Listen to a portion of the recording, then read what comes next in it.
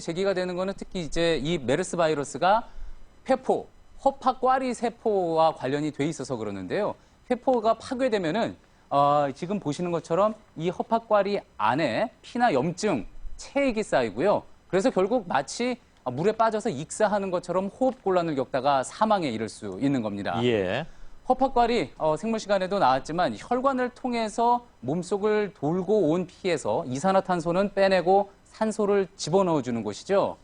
메르스 폐렴을 일으킨 환자의 경우에는요, 이게 제 역할을 못하게 됩니다. 그러니까 요즘 뉴스에 많이 언급이 되는 이 에크모라는 장치를 통해서 혈관에 산소를 억지로 주입하는 응급처치를 하게 되는 겁니다. 예, 예. 에크모는 뭐 거의 굉장히 중증일 경우에 쓴다고 들었습니다. 맞습니다. 근데 그 얘기를 듣고 보니까 조금 걱정스러운 부분이 있는데, 예. 애초에 젊은 사람들은 금방 완치된다라는 것에서 만일 이 이론을 그대로 그 분석을 그대로 적용하자면 예. 오히려 젊어서 면역력이 강할수록 예를 들면 사이토카인이 훨씬 더 많이 발생을 해서 다른 기능을 손상시킨다든가 그래서 더 위중해진다든가 다시 말하면 젊다는 것이 장점이 아니라 단점으로 작용할 수도 있다라는 그런 얘기인가요? 그런 우려가 충분히 나올 수 있어서요. 전문가에게 물어봤습니다. 예. 들어보시죠. 면역력을 이렇게 하나로 줄 세워서 면역력이 높은 사람, 낮은 사람 이렇게 양분화되어 있지는 않아요. 숫자 전체를 보시면 여전히 젊은 사람들한테는 가볍게 앓고 지나가고 그거는 맞아요. 그러니까 이제 이런 사이토카인 이런 얘기는 소수의 우리가 설명이 안 되는 것들을 이해하려고 꺼낸 가설이지 전체 현상을 보시면 여전히 건강한 사람들은 문제가 없죠. 예, 그렇겠죠. 예. 예. 그러니까 뭐 더 지켜봐야지 되겠지만 무조건 이제 젊은 메르스 환자라고 해서 반드시 사이토카인 폭풍이 올 것이다라는 공포감을 가질 필요는 없다는 이야기였습니다. 예. 아무튼 한국에 온 메르스가 이제 한 달 안에 계속 새로운 모습 드러내고 있죠. 그러면서 우려도 커지고 있는데요. 앞으로 팩트체크에서도 계속 이런 내용들 나올 때마다 더 잘 설명드릴 수 있도록 하겠습니다. 적어도 확률상으로는 젊고 건강한 평소에도 나이가 좀 있더라도 그런 분들이 유리하다는 건 맞잖아요. 그죠? 예. 예, 알겠습니다. 예, 김필기 기자였습니다. 수고했습니다. 그러니까 지금 결국은 이제 이 병을 우리가 여기서 체크해야 되는 우리가 알아야 되는 중요한 팩트는 뭐죠? 첫 번째, 치료약이 있다 없다. 치료약이 있다 없다? 없다. 그러면 죽을 수밖에 없냐? 아니다. 그러면 낫는 경우, 완치되는 경우는 뭐다? 완치되는 경우는 뭐 때문에 되는 거야? 자가 면역력으로 되는 거다. 예. 자가 면역력.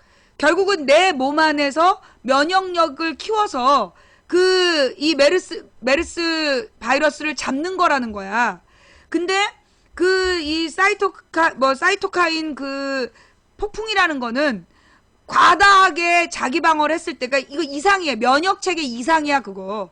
그러니까 그 자기 면역 능력 중에 소위 이 사이토카인 사이토카인 폭풍이라는 거는 일종의 면역체계 이상인 거예요.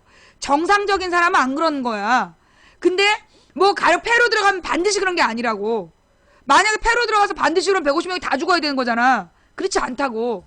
결국은 뭐냐 하면 이 자가 면역 능력이 그러니까 이 폭풍을 맞을 수도 있는데 사이토카인 폭풍이라는 걸 맞기도 하는데 일반적인 사람들은 나아질 수 있는 가능성이 있는 거야. 결국 뭐에 달려있냐?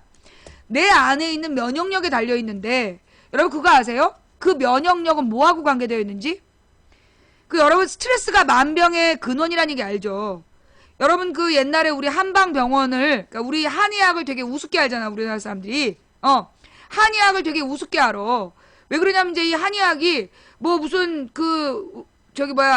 월화수목금 월화수목금 토일 이걸로 되어 있잖아. 그러니까 이제 화수목금토 요 5가지 성분의 균형을 맞추는 원리를 가지고 이 약초는 토의 성분이 강하고 어쩌고 이런 얘기를 하면 미친 거 아니야 이러면서 안 듣는단 말이에요.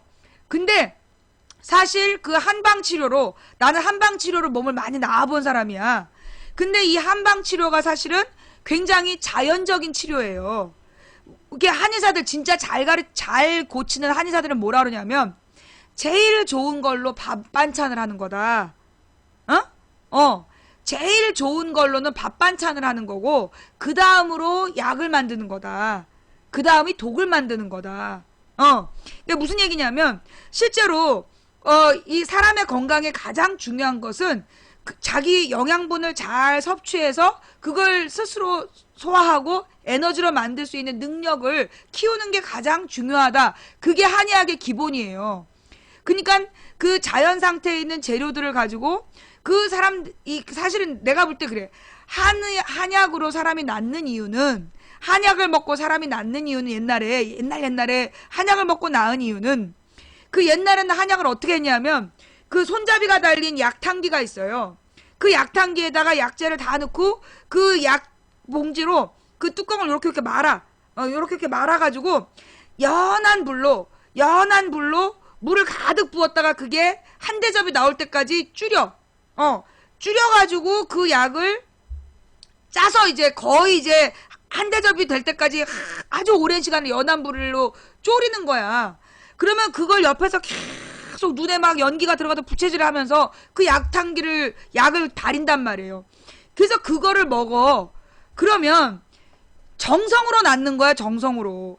약을 그렇게 꾸준히 해주는 사람이니까 먹는 것도 정성스럽게 해주고, 그리고 그 정성스러운 엄마나 이 보살피는 간병인의 그 정성이 그 사람의 마음, 내가 이렇게 사랑받고 있구나, 존중받고 있구나. 그래서 마음이 따뜻해지면서 자가 면역력을 형성시켜서 낫는 원리가 난 어느 정도는 있다라고 봐요. 물론 그 약초의 성분이 낫게 하는 것도 있겠지만 실제로 한방 약을 먹고 나았던 많은 이유는 그 과정 속에서 환자가 마음의 치유를 받고 그래서 옛날에 실제로 가난한 사람들이 약탕을 쥐어서 먹으면 잘 나. 부잣집에서는 약을 이렇게 해 먹어도 잘 안 나. 왜 그랬냐? 부잣집은 종이 하잖아. 아유, 저 새끼는 그냥 맨날 아파. 저 새끼는 그냥 먹는 게 없으니까 맨날 아파가지고 내가 이게 몇 년째 약만 다리고 앉아있어. 이렇게 약을 다린 거랑 가난한 집에서 없는 약 한 첩을 하나라도 흘릴까봐 넣어놓고 그냥 정성스럽게 엄마가 입으로 후 불어가지고 데운 거랑 약효가 틀리지 않겠어? 그렇잖아요. 이 종이 욕을 바가지로 하면서 그냥 침독에 쌓인 약하고 엄마의 진짜 눈물 어린 약하고는 그게 결과가 다른 거야. 이게 무슨 얘기를 하고 싶으냐. 물론 한방이 그렇게 뭐 순전히 정성만으로 한다는 건 아니에요. 그러니까 내가 잘 가는 한의원이 있어. 내가 잘 가는 한의원이 있는데 그 한의사 선배가 그 이제 경희대에서 박사를 한 선배야. 근데 이 선배가 참 기가 막히는 거예요. 왜 내가 지난번에 응급실 갔었잖아. 300만 원 주고 응급실 가갖고 MRI 찍어야 된다. 지금 중풍 온다 이래갖고 내가 300만 원 주고서 내가 MRI 찍었는데 중풍이 아니었어. 다행은 다행이었지만 이 요즘에 양방병원이요. 뻑하면 MRI 찍으라 그래. 그리고 MRI가 몇백만 원씩 나오는데 이 MRI는 병이 나오면 70만 원이야. 그러니까 이 사람이 만약에 질병이 있잖아. 그러면 MRI 가격이 70만 원인데 이 사람이 질병이 안 나오잖아. 의사가 권해서 찍었음에도 불구하고 질병이 안 나오면 150만 원 달라 그래. 2배야. 그러니까 CT 같은 경우에는 뭐 보험 치료 받으면 4, 5만 원이면 찍고 MRI는 질병이 있을 때 70만 원. 그 다음에 질병이 없으면 150만 원이야. 그런 거예요. 근데 내가 지금 뇌혈관이 막혀 들어가는 증세가 있었어. 그래가지고 병원에 막 한쪽이 굳어 들어가니까 병원에 갔는데 그 양방 의사 얘가 MRI를 찍어야 된다는 거야. 한방으로 갔으면 내가 안 찍어도 되는데 한방은 응급실이 없어가지고 내가 돈 아까워 죽겠어. 좌우지간. 근데 내가 다니는 한의원 그 선배는 어떤 사람이 맥을 딱 짚잖아요. 맥을 딱 짚으면 어떤 증세가 있지? 그러고 물어봐. 정말 딱딱 맞아. 그러니까 나는 한의원 가갖고 아무 말 안 해. 그냥 이렇게 손만 내놓고 있으면 그 맥을 짚어. 그러면서 너 혀 좀 내봐. 그래서 이렇게 혀 내보여주고 이렇게 눈 이렇게 보고 맥 짚어본 다음에 너 뭐 혈관에서 뭐 이런 증세가 있지? 그래서 그렇다고 그렇게 탁탁 맞춰내는 거야. 그게 맥을 잘 짚는 사람은 그렇게 해요. 진짜. 맥을 잘 짚는 사람은 맥만 짚어도 이 사람의 증상을 알아내. 그러면서 이 원인이 뭐다라는 설명을 해줘요. 그리고 약을 지어오는 거야. 그러면 내가 볼 땐 그래. 정말 그 약이 좋아서라기보다 나는 정말 그 약이 좋아서라기보다 내 병을 이렇게 의사가 잘 알고 있구나. 내가 말하지 않아도 나의 증상을 이렇게 정확하게 알고 있는 이 사람이 지어준 약이니까 내 몸에 딱 맞겠지 라는 믿음이 있는 거야. 그러니까 나는 그 약을 먹을 때 믿음으로 먹어. 막 눈에 저기 연기 들어가는 정성은 없어도 내 병을 잘 아는 그 선배가 나를 지금 27년째 봐주고 있거든. 학교 때부터 나를 봐준 선배라 20년이 넘게 나를 돌본 선배가 나의 증상을 내가 말 안 하지 않아도 맞추고 약을 지어줬으니 이게 내 몸에 맞을 거다라는 믿음을 갖고 먹잖아요. 그럼 몸이 나아진다니까? 그러면 이게 이제 망치 부인의 그냥 주장만이 아니라 실제로 이걸 서양에서 증명한 게 있어. 영어로 뭐라 그래? 플라시보 효과라는 게 있어.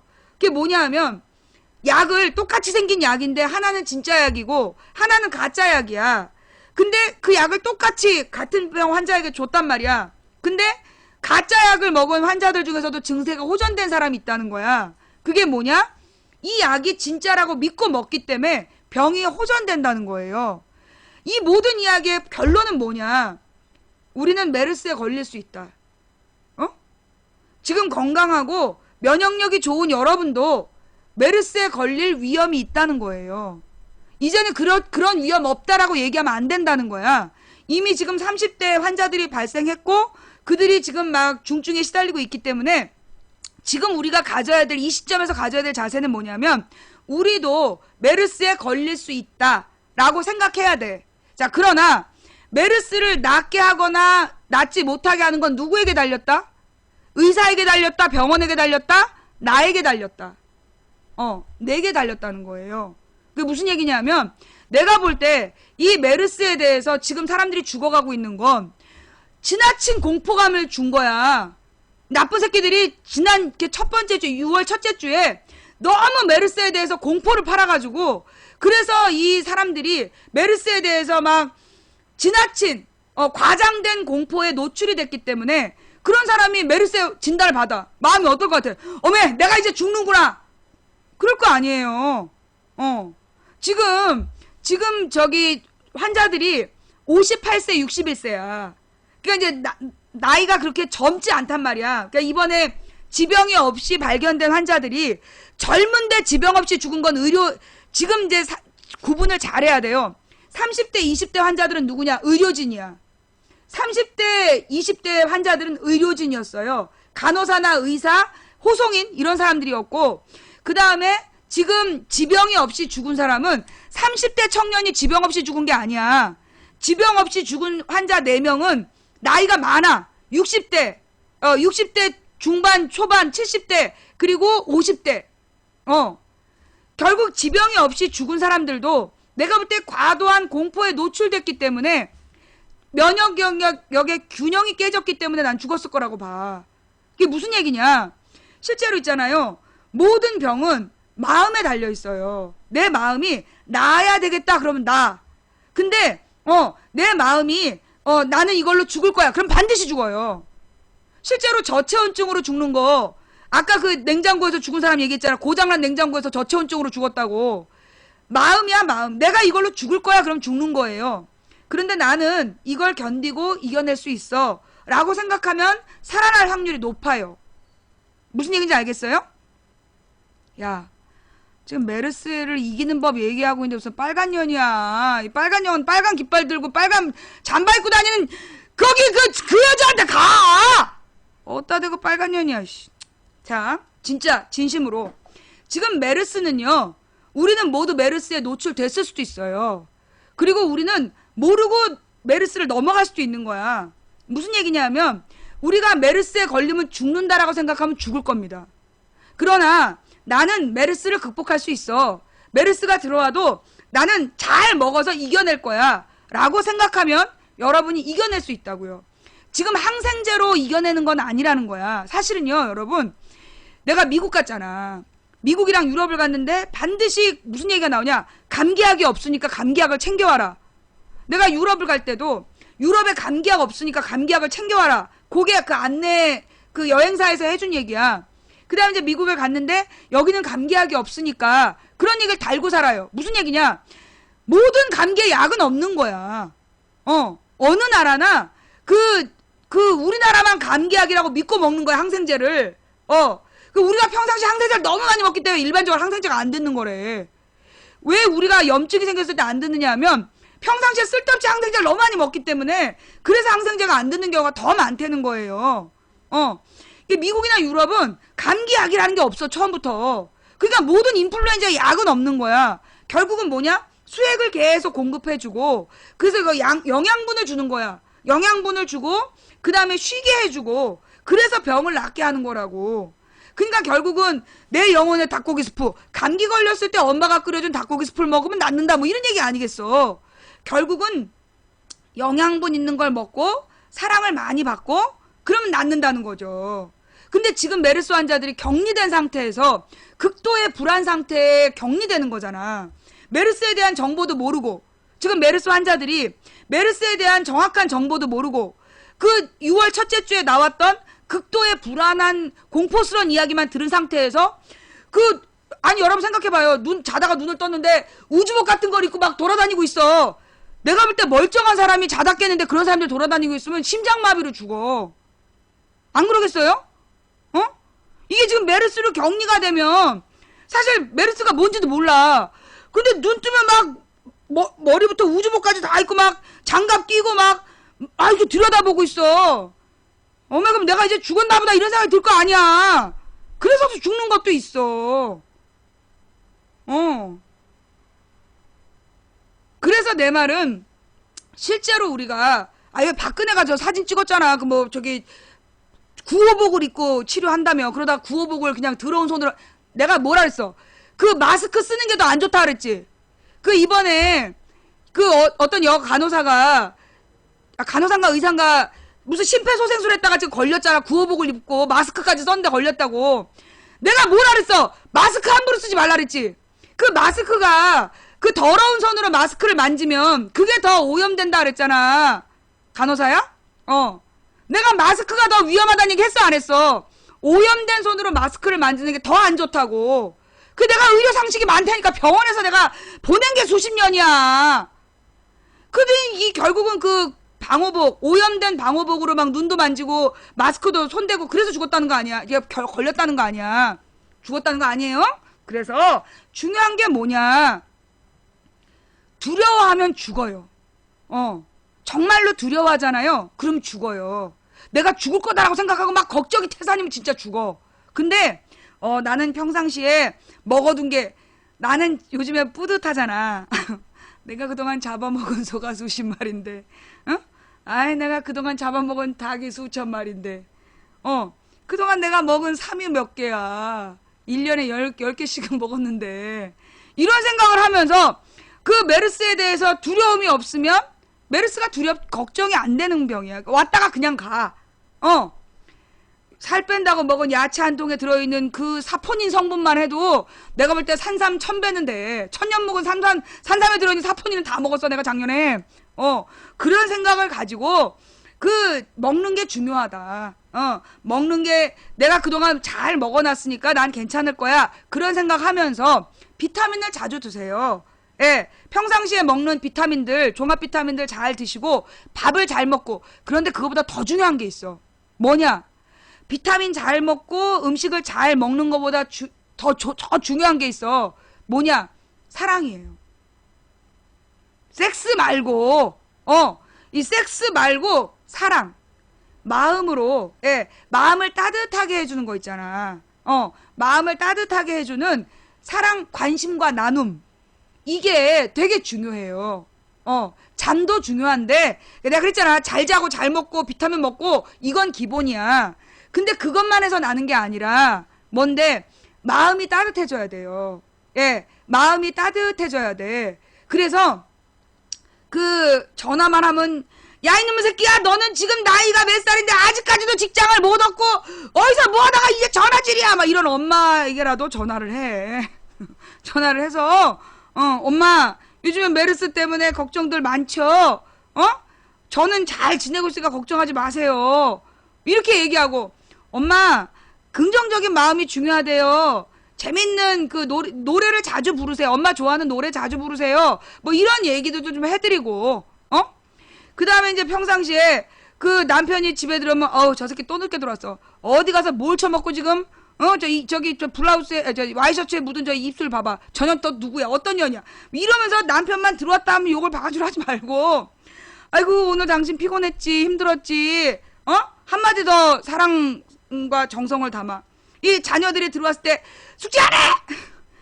넌 그냥 맨날 망치고 있는 애는 그냥 새벽 4시부터 일어나서 공부한다는데, 넌 이놈 새끼 넌 맨날 공부 안 하고 그냥 맨날 텔레비 보고 스마트폰 보고 아니면 퀴즈로 나가고 이 새끼야.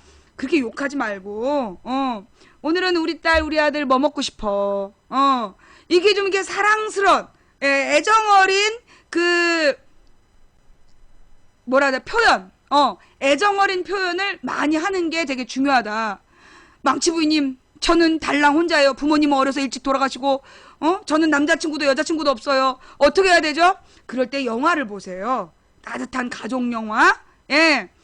그 시련을 견뎌내는 인간 승리의 이 영화 같은 걸 보면서 스스로 뿌듯하게 생각하시면서 아령 같은 거 하면서 이 가족 영화나 인간 극복의 영화들을 이렇게 보는 거야. 그것도 좋은 치료예요.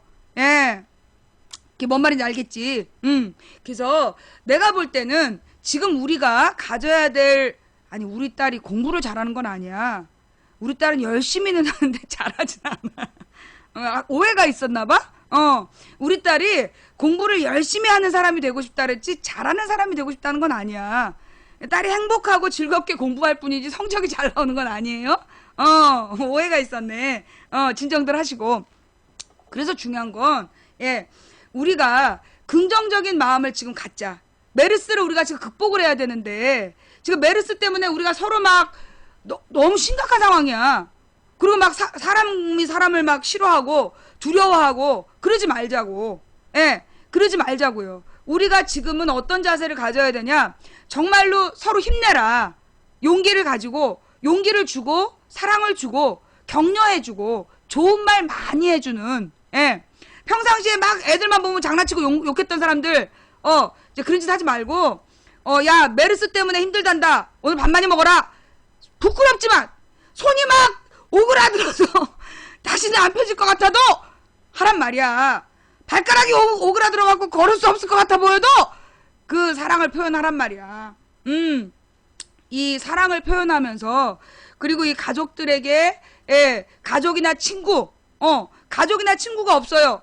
인터넷 동호회라도 들어가갖고 사랑을 나눠.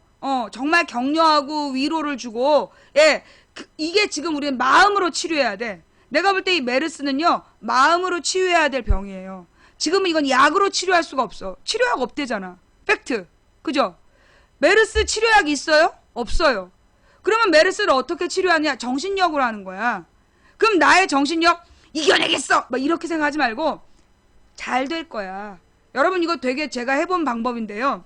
내가 옛날에 죽을 생각을 했잖아. 어떻게 하면 빨리 고통 없이 죽을까 고민하면서 다니다가 내가 그 인생에 참 변화를 받은 사람인데, 그래서 여러분들한테 해주고 싶은 건데요. 주문이에요. 나에게 주문. 잘 될 거야. 다 잘 될 거야. 우리 텔레그램으로 어떤 그 분이 보내주신 글이에요. 그러니까 우리 이제 개신교 신자들, 기독교 신자들이 갖고 있는 내용인데, 개신교가 아니라 기독교 신자들. 하나님의 선물은 고통이라는 포장지에 쌓여온다. 참 멋있는 말이죠. 하나님께서 우리에게 주고 싶은 선물은 고통이라는 포장지에 쌓여온다. 그러니까 이게 무슨 얘기냐면, 내 앞에 있는 고통이 너무나 싫어가지고 그 고통을 극복하지 못하고 포기해버리면 그 고통을 극복했을 때 우리가 받게 되는 선물을 놓친다는 얘기예요. 무슨 얘기냐? 지금 우리가 이 메르스를 극복하기 위해서 우리 앞에 있는 이 시련들을 이건 언젠간 끝나게 돼 있어. 그리고 여러분 꼭 잊지 마세요. 내가 왜 다 잘 될 거라고 생각했냐면, 나는 하나님께서 나에게 말씀하시는 목소리가 있다라고 내 스스로 느꼈기 때문이야. 뭐냐? 하나님께서 나를 쓰시겠다라고 하셨으니 하나님께서 나를 다 쓰시기 전엔 데려가지 않을 거다. 그런 마음을 가지고 잘 될 거야. 지금 굉장히 힘들지만, 지금 뭔가 내 앞에서 너무너무나 하늘이 무너지는 것처럼 괴롭지만 결국 이건 지나갈 거야. 그래서 왜 그런 말이 있어요. 솔로몬에게 어떤 사람이 그러니까 가장 좋을 때나 가장 나쁠 때나 다 답이 되는 한마디를 달라. 그랬더니 솔로몬이 했던 얘기가 뭐야? 이것은 곧 지나가리니. 가장 좋을 때도 답이고 가장 나쁠 때도 답이 되는 한마디를 달라라고 했더니 이것은 곧 지나가리라 라고 답을 했다는 거예요. 이게 무슨 얘기냐? 자기의 인기가 너무 올라가, 돈도 많아, 너무너무나 모든 게 잘 돼, 교만방자해서 꼭 사고를 치잖아요. 꼬꾸라지고. 그러니 모든 게 다 잘 돼서 내가 정말 정상에 올랐구나라는 생각이 될 때 이것은 곧 지나가리니, 아, 내가 내려갈 수 있구나 라는 마음을 먹으면 겸손해진다는 거죠. 겸손한 마음으로 상황을 돌아볼 수 있고, 또 내가 너무너무나 괴로워서 이대로 죽을 것 같지만 이것은 곧 지나가리니, 이 고통도 지나갈 것이다 라고 생각하면 우리가 그 고통을 극복하고 그 다음을 맞이할 거라는 거죠. 사실 우리는 이제까지 지나오면서 많은 시련을 극복해 왔어요. 그렇잖아요. 그런 말이 있더만 인간이 똑바로 서기 위해서는 수천 번 넘어져야 한다. 애들이 똑바로 일어서기 위해서 얼마나 많이 넘어져. 건들건들 넘어지잖아. 인간은 수천 번 넘어지는 경험을 통해서 똑바로 서서 걷기 시작한 동물이다. 우리는 수천 번의 시련을 이미 극복했다.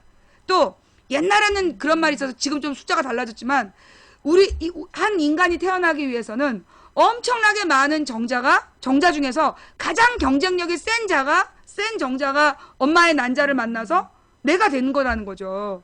그러니까 우리는 이미 태어나기 전에 어마어마한 경쟁을 뚫고 이긴 자들이다. 그런 유전자다, 우리는. 또 우리가 이렇게 인간다운 삶을, 그러니까 인간으로의 모습을 갖추고 살기 위해서 우리는 수천 번 넘어지는 시련을 딛고 지금 일어나서 걷고 있는 사람이다. 그러니 지금 내 앞에 있는 시련에 무너지지 말자. 되게 중요한 말이라고 생각해요. 제가 이제 인생을 살아오면서 보니까 저도 이제 시련을 겪죠. 이게 내 한계다. 이게 끝이다. 이런 생각이 딱 들 때, 그때 내 마음에 들려온 게 뭐냐면, 어느 순간 네가 절망이 돼서 이게 한계다 싶으냐? 그러면 너는 그만큼 컸다는 얘기다. 우리는 한계금 옆으로 생각하잖아요. 그런데 그 한계는 사실은 어떻게 보면 반구처럼 되어 있었던 거야. 내가 더 이상 나는 못 가. 이게 끝이야 라고 느낀다라면 나는 바닥에서 이만큼 성장해 왔다는 얘기야. 그리고 나는 이제까지 많은 한계들을 열고 여기까지 왔다는 거죠. 그럼 내가 지금 만나고 있는 이 한계는 역시 내가 열면 나의 지경이 이만큼 넓어지는 거구나. 그런 생각을 하면 시련이 기회로 다가오고 시련이 교육의 기회가 되고 시련이 나의 것이 되는 거야. 소득이 되는 거야. 그러나 요만큼에서 어메 씨발! 이게 나 이제 여기서 죽었구나. 그럼 거기서 죽어. 이게 시련이라고 생각하고 거기서 확 주저앉아 버리면 거기서 끝나는 거야. 그러나 그걸 딛고 일어나면 더 커지고 더 커져서 내 지경이, 솔직히 저는요 47살인데요 저는 아직 저의 끝을 모르겠어요. 나는 앞으로도 계속 발전할 거라고 생각해요. 예. 나는 아프리카에서도 방송을 시작할 때 정말 처음에 30명 봤어. 처음에 아프리카에서 방송할 때 30명이 보는데 그때 이제 우리 신랑이 문자를 보낸 거야. 내가 방송을 한 30분 했는데, 여보, 내가 30분 보고 있는데 당신 언제 나와? 내가 방송하고 있는데 30분을 지켜본 남편이 문자로, 여보 화이팅! 내가 아까부터 보고 있는데 당신 언제 나와? 나라고 지금 방송하는 게. 근데 그때 30명이 봤어. 그 다음에 최고 많이 본 게 200명이었고, 그 다음에 500명이 보고, 그 다음에 1000명이 보고, 2000명이 보고, 3000명이 보고, 그게 늘어나더라. 이게 긴 시간 꾸준히 하니까. 여러분, 이거는 여러분이 증명이잖아요. 내 인생은 아프리카가 아닌 다른 곳에서도 그랬어요. 포기하지 않고 끊임없이 뭔가 꾸준히 하다 보면 나는 계속 발전해 왔어. 나는 앞으로도 계속 발전할 거라고 봐. 나는 죽는 순간까지 계속 발전할 거라고 생각해요. 그래서 나는 이 메르스가 두렵지 않아요. 여러분은 어떠세요? 메르스가 많이 두려우세요? 예. 여러분이 메르스를 그렇게 두려워하시면 메르스에게 질 겁니다. 그러나 이 메르스를 두려워하지 않는다라면, 메르스를 이길 수 있다라고 생각한다면 여러분들은 메르스를 이겨내실 겁니다. 김광석 씨가 불렀어요. 일어나. 네? 자, 그러면서요, 우리가 그러면 이제 메르스는 우리의 마음으로 극복해야 돼. 그러면 우리가 메르스를 마음으로 극복하고 끝내야 되냐? 아, 감사합니다.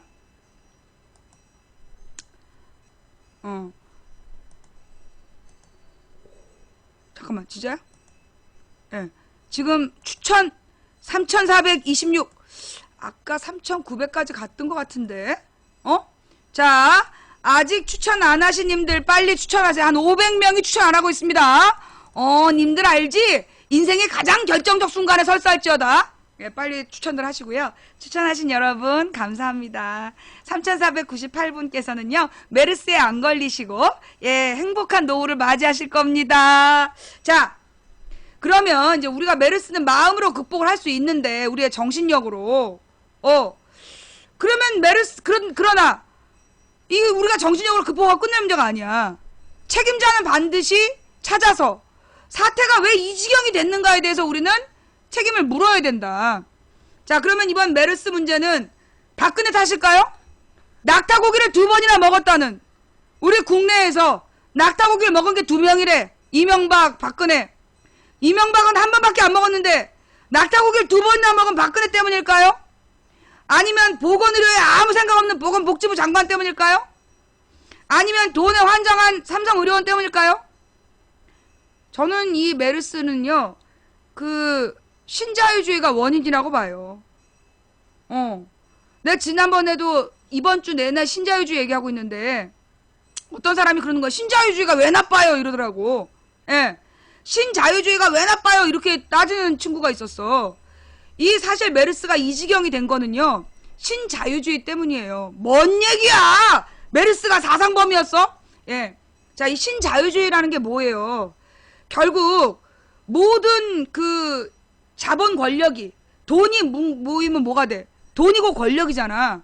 돈이 모여 권력을 만들고, 이 권력이 보다 더 많은 돈을 벌고 싶어가지고, 얘네들이 모든 원칙, 인간의 존엄성을 보장하는 마지막 마지노선을 다 무너뜨린 거예요. 그래서 아까도 잠깐 얘기했지만 실제로 병원이 원래 우리나라의 병원은요.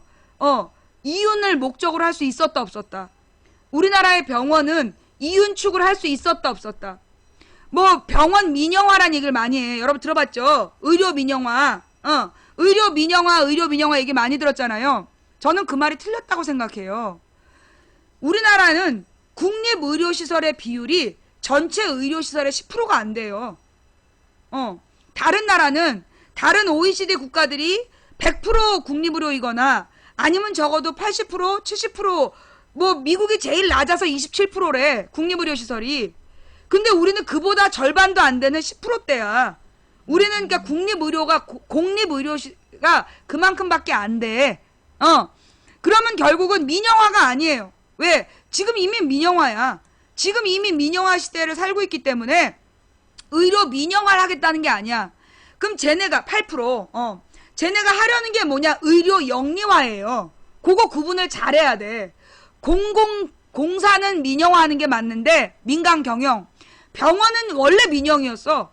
90% 이상이 민영이었어. 그러니까 민영화가 아니야. 그러면 민영은 민영인데 옛날에는 모든 병원의 목적이 뭐였을까요? 우리나라의 모든 병원의 목적은 보건의료였어요. 보건의료.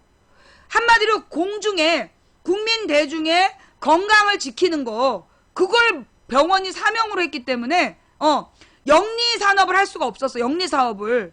그런데 누구가? 이명박이 그 제주도에다가 그 영리병원을 만들어줬잖아.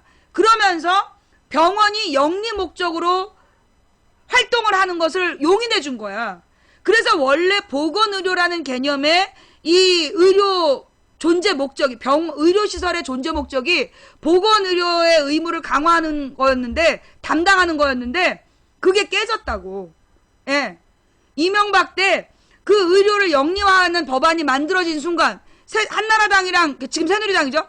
새누리당과 이명박, 박근혜가 손잡고, 이 의료 영리화법을 통과시킨 그날 이후, 이 대한민국에 존재하는 병원의 목적은 보건의료가 아니라 영리 목적이었던 거야. 이윤을 창출하는 거. 이윤 창출이 목적인 병원이 돼버린 거죠. 그러다 보니까 실제로 부자들을 위한 병원, 돈 많은 사람을 위한 병원, 그 권력자를 위한 병원을 운영하고, 그리고 실제로 병원이 치료를 목적으로 하는 게 아니라 검사를 남발해서 내가 MRI 검사한 것처럼 이게 나만 그런 게 아니라 요 못돼 처먹은 놈들이요. 그 할아버지들 중에 왜 좀 그걸 뭐라 그러더라? 자기가 아플까봐, 자기가 병이 날까봐 두려워하는 할아버지들 있잖아. 할아버지 할머니들. 그걸 무슨 증후군이라는데 자기가 아플지도 모른다라는 두려움에 있는 노인들한테 건강염려증에 걸린 노인들한테 계속 MRI를 찍으라고. 이거 MRI 찍어봐야 된다고. 결국 1년에 몇 번씩 MRI를 노인들이 찍고 있다는 거예요. 그 자식들이 그 돈을 내는데 얼마나 힘들겠어. 그 못 찍으면 못 찍었다고. MRI를 찍으면 돈을 내야 되는 거고, MRI를 못 찍으면 그 자식들은 부모들이 내가 인생을 헛살아서 자식이 MRI 값도 안 대준다 그러고 앉아있으니까 마음이 아픈 거야. 얼마나 스트레스를 받냐. 이 나쁜 새끼들이 그런 식으로 병원을 운영한다는, 종합병원이 그렇다는 거야. 종합병원들이 그렇다는 거예요. 나는 내가 병원을 많이 다녀본 베테랑으로서 하는데, 이제 나는 보통 건강관리 어떻게 하냐. 나는 종합병원 웬만하면 안 가요. 근데 늘 우리 신랑이 날 데리고 응급실 들어가. 내가 응급실 안 가도 된다는데 꼭 응급실 가. 응급실 갈 필요 없어. 왜? 응급실에 밤에 들어가 봤자 아무 도움 안 돼요. 응급실에 있는 의료진들이 그렇게 뭐 뛰어난 의료진들이 아니야. 그럼 응급실은 어느 때 들어가는 거냐? 가령 여러분이 그 병원에 뭐 심장내과에서 진료를 받는 사람이야. 여러분이 그 병원에 원래 심장내과로 정기적인 치료를 받고 있었던 사람이야. 그런데 심장에 발작이 왔어. 그럴 땐 응급실 들어가는 거야. 아니면 여러분이 어느 병원에서 고혈압으로 계속 장기 치료를 받아왔어. 그런데 어느 순간 혈압이 너무 높아져갖고 치료받아야 돼. 그럴 때는 응급실 들어가는 거야. 그 병원에. 그 병원 응급실에. 그러면 이 사람은 자료가 딱 떠요. 이 사람 치료받던 사람이다. 그래서 그 응급실에 있는 레지던트나 당직 의사들이 그 내용을 보고 적절한 치료가 가능해. 근데 원인 불명의 그 현상으로, 그 다음에 아니면 막 이렇게 넘어져갖고 찢어졌다, 피가 줄줄 난다, 그럴 때 응급실 가야지. 외과적인 진료나 아니면 원래 지병이 있었던 사람은 그 응급실에 가는 게 맞아. 근데 웬만한 상황에서는 응급실 가는 게 별 도움이 안 돼요. 예, 웬만한, 그러니까 잘 내과적인 질환으로 보이는 걸로는 응급실 가는 게 별 도움이 안 돼. 물론 이렇게 막 뇌혈관이 터진다든가 이런 경우 있잖아. 갑자기 이렇게 뭐라 그러나 뇌출혈이 있다든가 이럴 때 그건 119 구급대원들이 보면 알아. 보고 이 사람은 그래서 이제 특히 이제 뇌출혈이 제일 요즘에 걱정이잖아요. 내가 해보니까 내가 이제 2번을 응급실에 실려가 봤는데 CT 찍는 건 싸. 그 CT를 딱 찍어보면 이게 뇌출혈인지 아닌가 나와. 그러니까 CT까지만 찍어. 절대 MRI 찍지 마. 혹시 뇌출혈이 의심이 돼서 병원을 갔을 때는요, 그 종합병원에서 MRI 찍으라 그럴 거란 말이야. 절대 찍지 마. CT만 찍어도 돼. CT만 딱 찍어보면 이게 뇌출혈인지 아닌지 알 수 있어요. 나와. 근데 그걸 막 좀 더 자세히 알아봐야 된다? 개소리야. 그거 개소리예요. 그거 하지 말고 그 CT를 2번 찍는 게 나아. 오늘 찍고 그 다음에 내일 아침에 다시 찍어보면 혹시라도 피가 샜으면 그게 나와. MRI는 비용 굉장히 많이 든단 말이야. 그러니까 절대 이 MRI는 찍지 말고 그 CT만 찍어. CT만. 뭐 외과적인 질병일 때는 응급실 들어가서 수술하고 이러는 거 내가 말리진 않는데, 내가 내과로 내가 병원 여러 번 가봤는데 요즘에 종합병원이 의료 영리화가 돼가지고 무조건 사람 이퀄 돈이야. 그러니까 이제 그 병원의 그 생리를 잘 알고 거기 대처를 해야 돼. 뭐 CT 안 보이면 MRI를 찍는다. 하여튼 그래서요. 그 다음에 CT를, 이게 이제 병원의 수준이 어떤 거냐면, 그러니까 한마디로 응급실에 너무 적나라한데? 응급실에 있는 의사들의 수준이 같은 CT를 보고 증세를 알아맞히는 병원이 좋은 병원이야. 똑같은 CT를 보고, 무슨 얘기냐. 우리 아버지가 이제 돌아가시기 전에 폐에 물이 차오르는데, 그 폐에 물이 차오르는 걸 A병원에 가서, A병원 응급실에서 그걸 찍어봤는데, 자기가 이걸 봐서 모르겠다는 거야. 근데 그 CT를 가지고 우리가 다른 병원으로 이동을 했어. 그랬더만 샜네. 의사들이 딱 B병원을 갔더니 여기 지금 이게 피가 고이고 있는 거야. 이게 폐에 물이 찬 거라고 딱 찍어내더라고. 그래서 병원의 수준은 CT를 보고 알아내느냐 안 알아보냐 그게 수준이에요. 그러면서 CT를 보고 잘 모르겠다? 그 병원에 돈 쓰지 마. CT를 보고 괜찮아요. 아니면 이거 심각해요 라고 얘기하는 병원은 믿을만해. 내가 가봐서 아는데 CT를 보고 이거 뭐 괜찮아요. 아니면 이건 좀 문제가 있어요 라고 얘기하면 이거는 CT 알아본 거야. 근데 잘 모르겠는데 이러면 아무것도 걔네 거기서 돈 쓰지 마. 그럼 모르는 거야. 돈 써봤자 몰라. 이건 나의 수십 년 경험에서 나온 얘기야. 내가 수십 년 경험을 해보니까 그렇더라고. 그래서 하여튼 지금의 병원은 의료 영리화 시대야. 자기네들의 이윤 추구를 목적으로 해. 그래서 문제가 뭐냐면요. 이윤 추구를 목적으로 하다 보니까 그 소위 이제 특진, 그래갖고 비싸게 연봉을 주고 의사들을 데려다가 그 진짜 의사들이 환자 보는 거 하루에 30초도 안 되잖아. 내가 병원에 입원을 해서 특진 의사들을 만나보면 특진료는 하루에 몇만 원씩 내고 있는데 그 의사하고 대화하는 게 30초도 안 돼요. 그렇잖아요. 그냥 막 그 환자가 자고 있으면 씩 지나가 버려. 그렇잖아. 그 아침에 그 담당 의사를 만나려고 화장실도 안 가고 버스에 잠깐 화장실 갔다가 가버렸어. 다시 오지도 않아, 씨발. 무슨 5분이야. 5분씩 안 있어요. 와가지고 금방 씩 지나가고, 뭐 괜찮죠? 네, 잘 될 거예요. 그게 다야. 무슨 5분씩 있는 의사가 어딨어. 나는 그런 의사 못 봤어.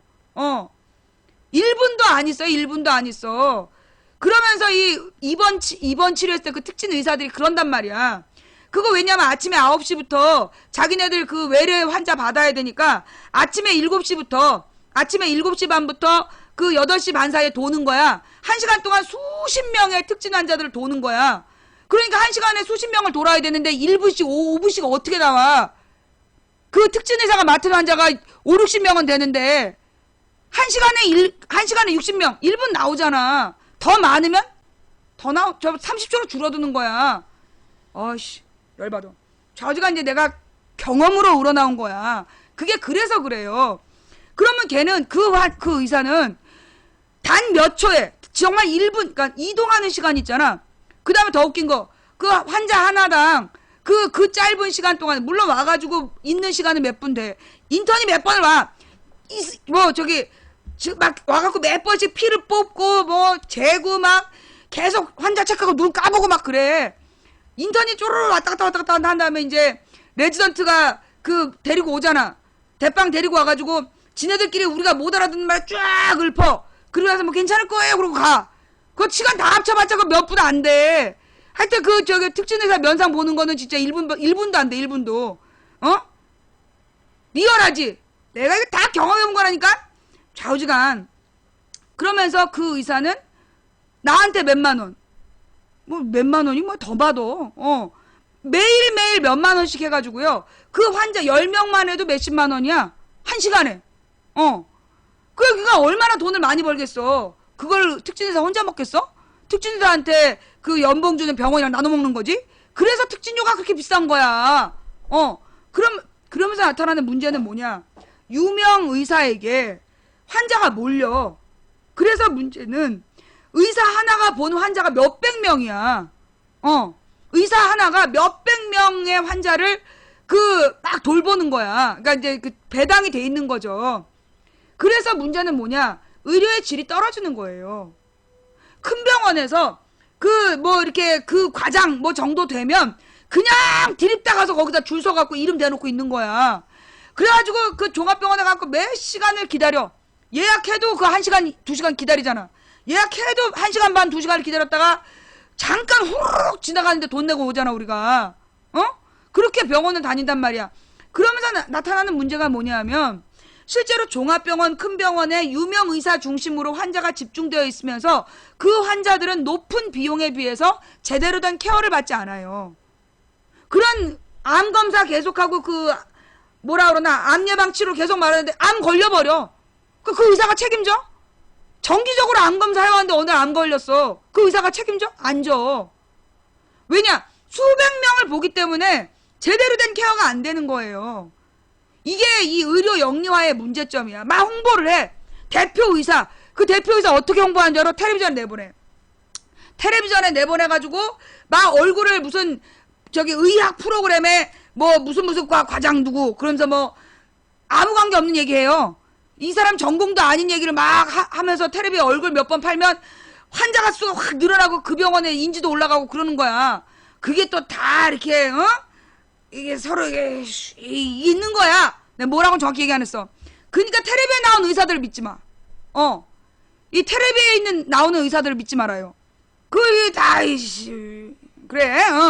좌우지간 그러면서 실제로 어떤 문제가 있냐면 지금 많은 한국의 그러니까 의대는 늘어나. 의대에서 나오는 의사들은 많아. 그런데 그 많은 의사들 중에 그렇게 유명 종합병원의 과장 자리는 몇 개 안 돼. 그러면 그 유명 병원의 과장 자리에 못 올라간 많은 의사들은 그럼 이제 동네 작은 병원들을 할 거 아니야. 그 동네 작은 병원들이 사실은 굉장히 중요한 내용들이에요. 어떻게 보면 나는 솔직히 종합병원에 있는 레지던트들보다 나는 동네 병원 내과 의사를 훨씬 신뢰해. 왜? 이 사람들은 하루에 수백 명의 환자를 돌봐. 하루에 200명씩을 사실 종합병원에 있는 과장님 못지않게 하루에 200명 정도로 본다니까 환자들을. 그러면서 아주 다양한 케이스를 갖고 있잖아. 다양한 질병, 다양한 케이스를 알고 있기 때문에 경험이 많은 내과 의사, 동네 내과 의사가 나는 그 응급실에 있는 레지던트보다 나는 더 낫다고 봐. 환자 입장에 훨씬 더 맞아요. 그러면 다른 말로 그런데 그런 병원들도 점점 사라져. 옛날에는 아파트 상가마다 병원들이 있었어. 그런데 그런 병원들이 사라진 데 있죠. 우리 병원도 옛날에 우리 아파트에도 옛날에 내과가 있었는데 사라졌어. 왜? 작은 병원들이 장사가 안 되는 거야. 왜? 손님들이 전부 다 드립다 종합병원에 줄 서기 때문에 동네 작은 병원들이 기본적으로 유지가 안 되는 거야. 그래서 이 동네 작은 병원들이 자꾸 사라지고 나면 어떤 문제가 있느냐. 사실 저 같은 경우에는 그 의사를 하나 정하면 오래 가요. 뭐 저기 무슨 뭐 부자들은 자기네 그 무슨 주치의를 두잖아. 그래갖고 막 보통 무슨 뭐 병원 원장님들이 주치의잖아. 우리 같은 사람들이 뭐 그렇게 종합병원 원장님이 우리한테 관심 있겠어? 나는 동네 병원에 오래 다녀. 동네 병원 의사를 오래 다녀요. 그래서 그 사람이 나의 모든 걸 알게 해. 그럼 나에 대해서 이제까지 치료했던 기록이 그 병원에 쭉 있기 때문에 그게 곧 주치의야. 그러니까 내가 어떤 문제가 생겼을 때 그 의사는 나의 병력을 알기 때문에 즉각 대처가 가능한 거예요. 그래서 그런 게 훨씬 더 환자 입장에서는 좋은 방법이야. 이게 나는 주치의 제도라고 보는데, 그래서 나는 동네마다 작은 병원들이 의무적으로 지금 보건소는 사실 보건소 하나에 굉장히 많은 사람들 몰려 있잖아요. 그러니까 사실 병원이 어떻게 돼야 되냐면 작은 동네 병원들이 사실 그 지역 사람들을 케어해 줘야 되는 거야. 그 지역 사람들에 대한 이 병력 기록들을 이 의사가 인지하고 그 사람들이 혹시 나타날 수 있는 그 문제가 생기지 않도록 안내도 해주고 그런 시스템이 돼야 되는데, 큰 병원의 과장 자리 아니면 거기다 또 그런 의사들 사이에는 의사 엄마들이 또 문제야. 의사 엄마들이 내가 널 의대 보내느라고 얼마나 고생을 했는데 네가 이런 병원에서 있으면 되니? 난 자존심 상해서 동네 개모임도 못 나간다 이 새끼야. 그러면서 꼭 큰 병원 가라고. 큰 병원에 자리가 많아야 가지. 그리고 큰 병원에 들어가려면 다 그게 이제 뭐 장인어른 장모님이 병원 세워주는 거야. 근데 그 속없는 의사 엄마들이 그냥 꼭 큰 병원 가라고 애들을 들볶아. 그러니까 의사들이 돈 모아가지고 큰 병원 지어가지고 브로커들한테 돈 떼이고 그러고 있다니까 지금. 이게 전부 다 이 보건의료에 대한 개념이 사라지고 뭐예요 겉모습, 병원 크기. 우리 동네에도 어떤 큰 병원이 있어. 뭐 큰 병원이 나와가지고 막 되게 인기 있어서 거기서 사람 죽어나가고 거기서 사람 죽고 멀쩡한 사람 저기 뭐 디스크 치료한다고 다른 척추 건드리고 난리도 아니야 지금. 병원 사이즈 뭐 이렇게 뭐 중급 병원 이거 다 개소리야. 그런 거 정말 아무 필요 없고요.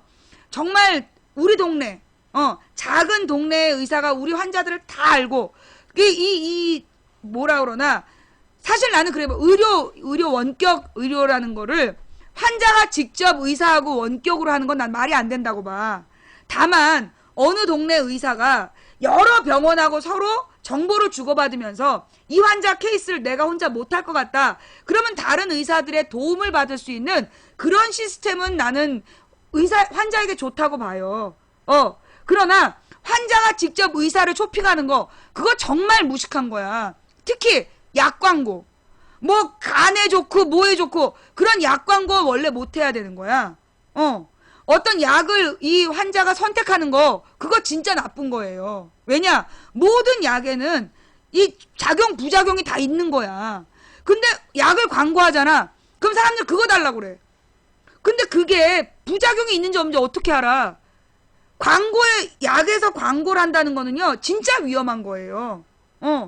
의사가 이 약의 성분을 분명히 알고 이 사람의 상태를 알아서, 이 사람한테 이런 부작용이 나타날 수 있으니까 다른 약을 고쳐줘야 되는데, 광고를 한단 말이야, 약을? 그럼 광고하는 약을 환자가 달라고 그러잖아. 그러면 그게 다 어떤 문제가 되냐? 보험 수가를 올려. 광고하는 약엔 보험료 먹는 도둑놈들이야.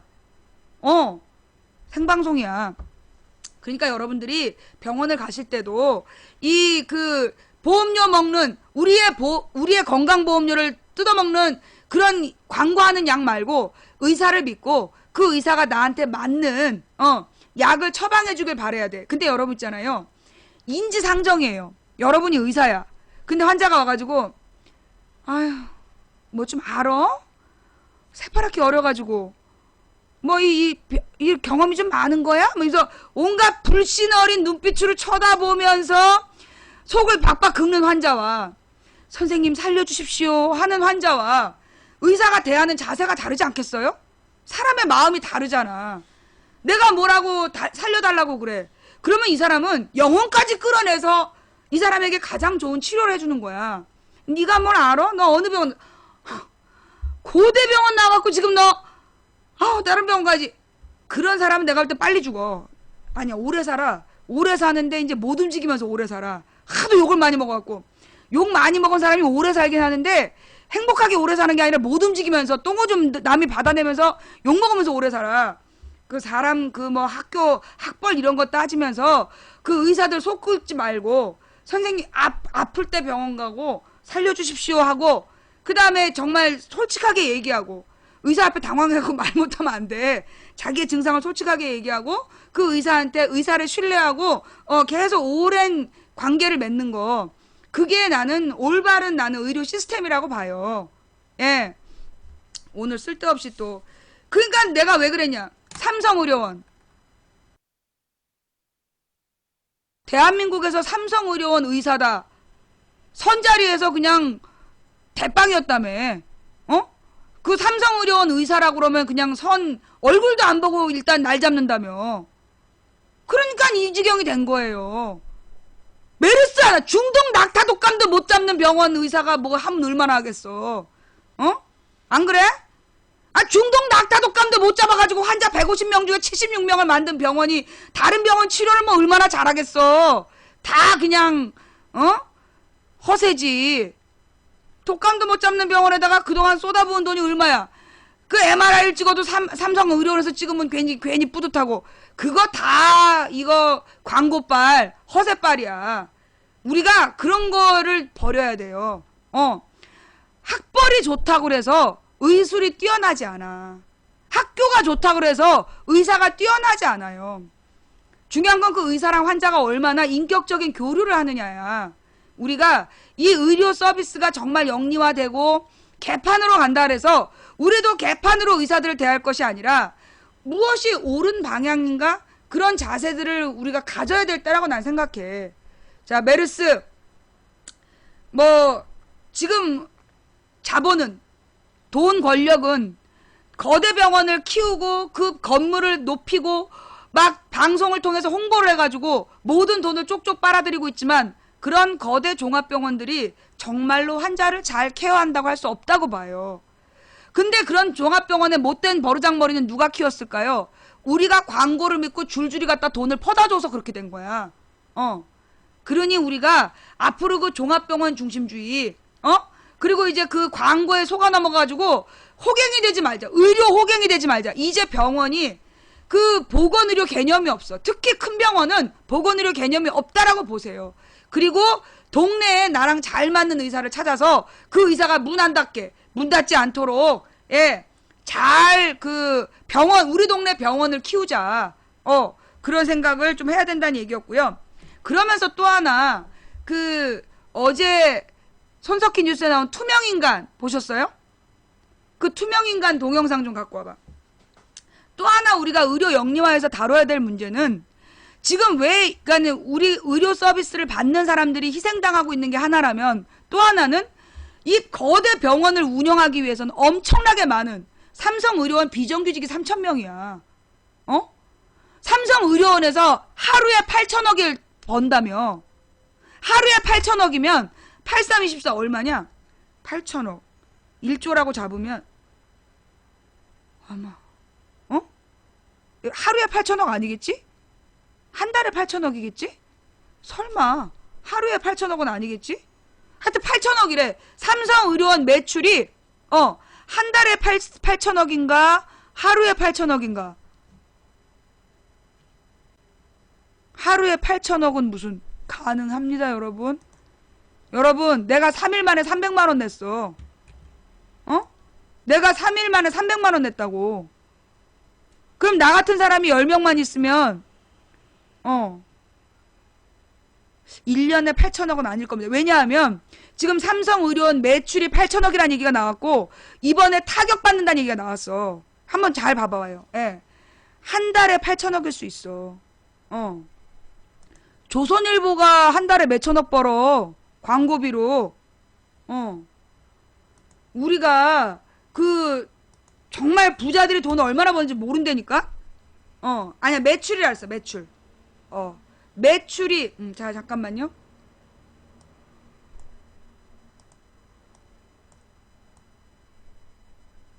일단 이거 먼저 보고, 그 다음에 이제 그 삼성의료원 매출 이야기는 또 나중에.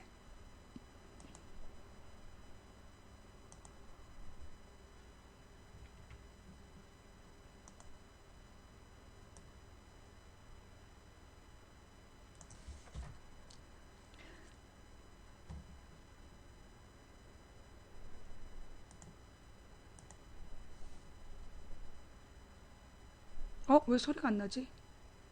습니다. 잠깐만요. 처음부터. 시청자 여러분, JTBC 뉴스룸 2부의 문을 열겠습니다. 투명인간. 오늘 앵커 브리핑이 주목한 단어입니다. 사회의 맨 얼굴, 즉 화장이 벗겨진 민낯은 위기 상황에서 더욱 적나라하게 드러납니다. 그리고 그 사회가 처한 위기 상황은 약자에게 더욱 냉정하게 작용하는 것 같습니다. 탄탄한 줄로만 알았던 국가 방역망이 무너진 것 이상으로 당황스러운 일들이 줄줄이 발생하고 있습니다. 명단에 없는 사람들, 즉 이름은 있으되 불리지도 관리되지도 않았던 이른바 투명 인간들의 존재가 속속 드러나고 있는 겁니다. 대전 대청병원에서 근무한 전산업체 직원, 메르스에 감염됐지만 파견직이란 이유로 관리 대상에서 빠졌습니다. 그 사람이 말을 안 했다. 지하에서만 업무를 했다. 관련자들의 해명 어떻게 생각하시는지요? 그 사이 집이 부산인 그는 870명가량의 사람과 접촉했습니다. 삼성 서울병원의 협력업체 직원인 응급실 이송요원 역시 제대로 관리되지 못했습니다. 열이 났지만 당장의 생계가 걱정됐던 탓인지 50회 동안 일을 계속했고 그 사이에 그는 400명 넘는 사람들과 접촉했습니다. 역시 간접 고용 형태인 대형병원 안전요원과 청원경찰 등도 메르스에 감염됐고 이번 사태 초기에 인천공항 비정규직 근무자에게는 보호장구조차 지급되지 않았다는 사실도 이미 알려졌습니다. 이 마스크를 쓰고 싶어도 쓰지 못하는 서비스업 종사자들 역시 꽤 많았습니다. 대부분이 파견직 혹은 계약직이란 이유로 사회가 명단 취급하지 않아 온 사람들, 우리라고 부르지 않았던 사람들, 즉 이름을 부르지 않는 이른바 투명 인간들이 아니었을까요? 바이러스는 정규직과 비정규직을 차별하지 않는데 사회적 차별로 틈새가 벌어졌고 그 사이로 신종 질병은 가차없이 파고든 셈입니다. 어찌 보면 우리 사회는 내 곁에 있는 사람들조차 바라보려 하지 않으면서 보이지 않는 질병과 싸우겠다는 모순에 빠져 있었던 셈이죠. 그렇게 메르스는 우리 사회에 감춰진 민낯마저도 낱낱이 보여주고 있는 중입니다. 오늘의 앵커 브리핑이었습니다.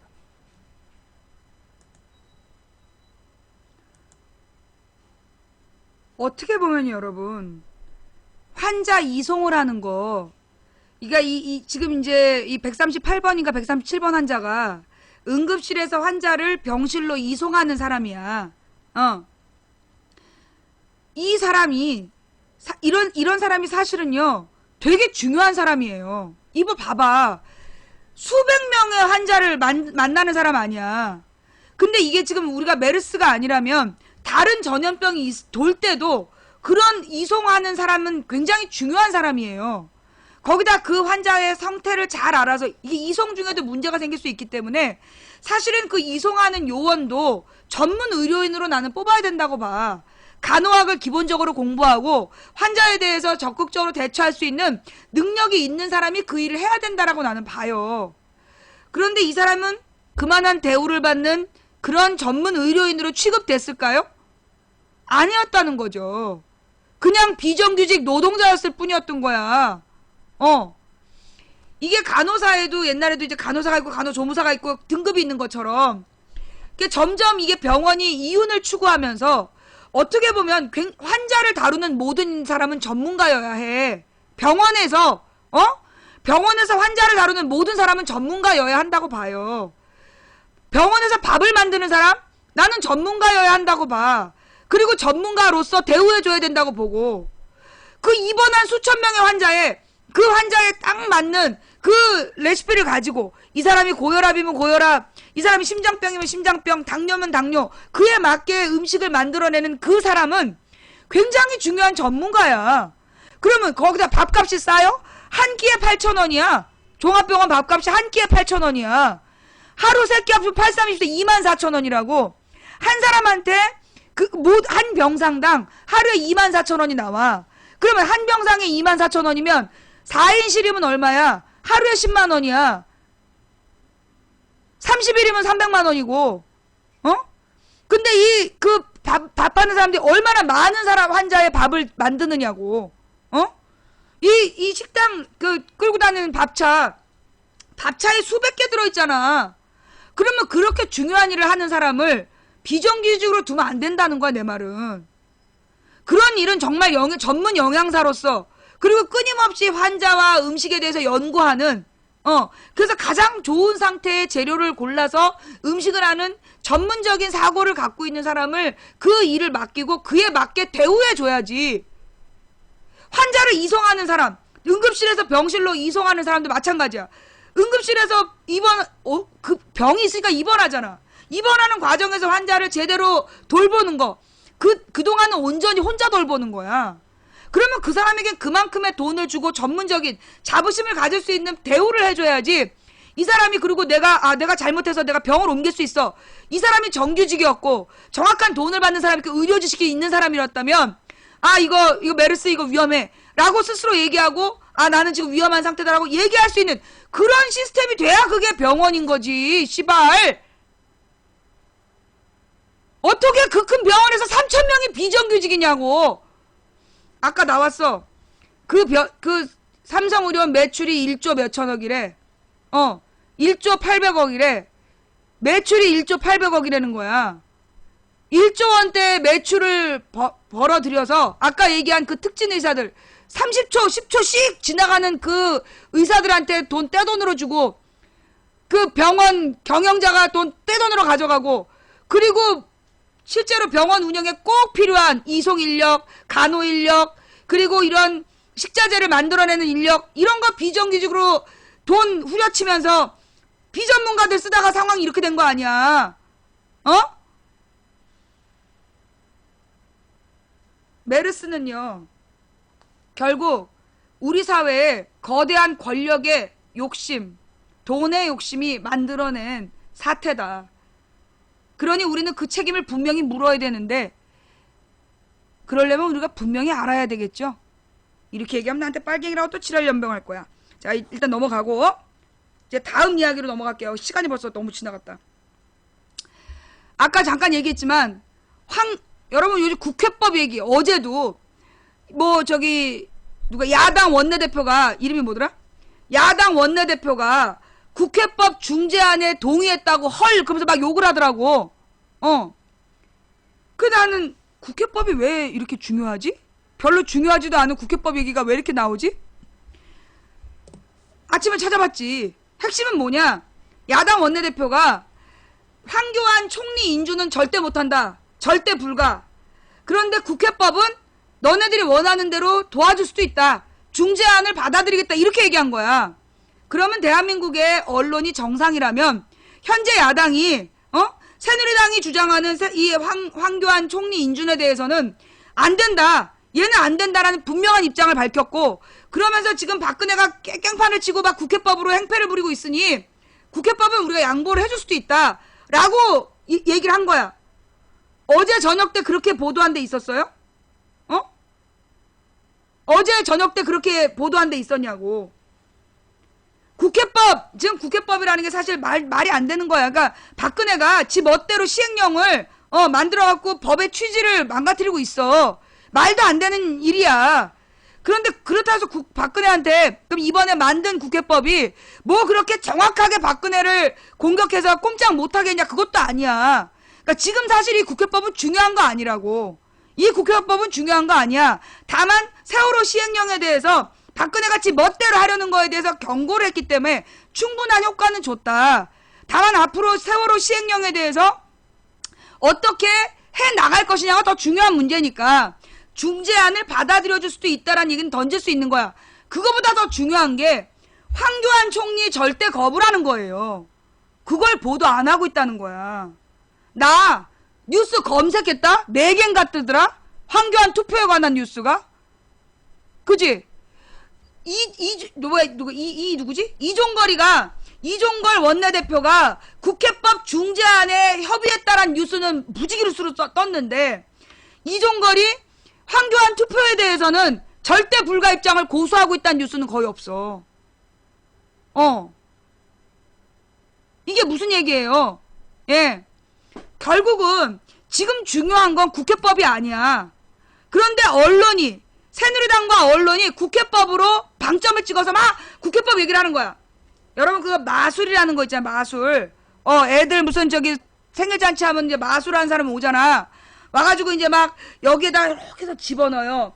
그러면서 이걸 막 띄우면 사람들이 이것만 바라봐. 뒤로 빼돌렸어. 근데 막 주먹을 막 보면 그 마술사가 그걸 보면 전부 다 사람들이 이것만 보고 있어. 그렇게 사기를 치는 거야, 마술이. 이 야발꾼도 마찬가지야. 또 돌아.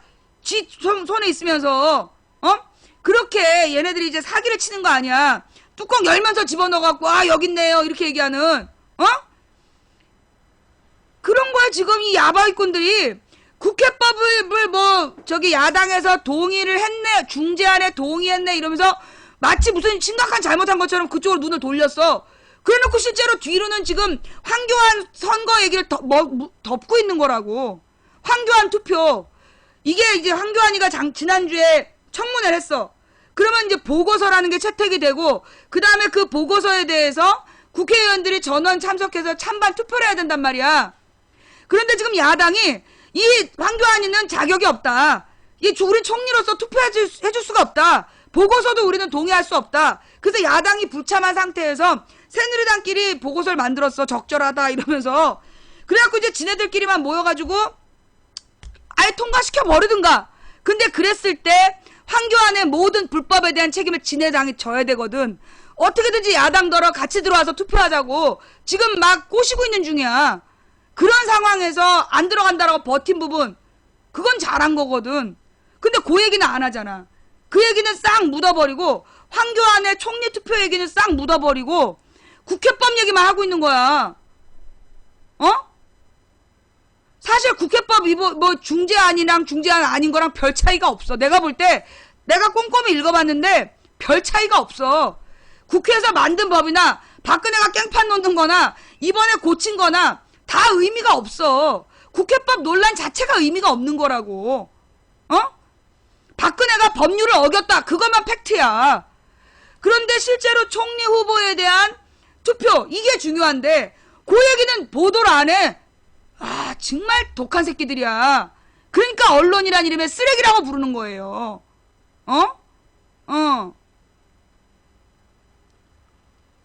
그 다음에 어저께 이제 북한에서 또 대화하자. 북한에서 지금 또 대화를 하자는 거야. 굉장히 세게. 그러니까 이제 뭐 어저께 북한에서 나온 입장이 조선민주주의 인민공화국 성명이라는 거였대. 근데 그 조선민주주의 인민공화국 성명이라는 형식이 그게 10년 동안 지난 10년 동안 몇 번 안 나왔던 방식이래. 보통은 조평통 성명 뭐 이런 식으로 나온다네.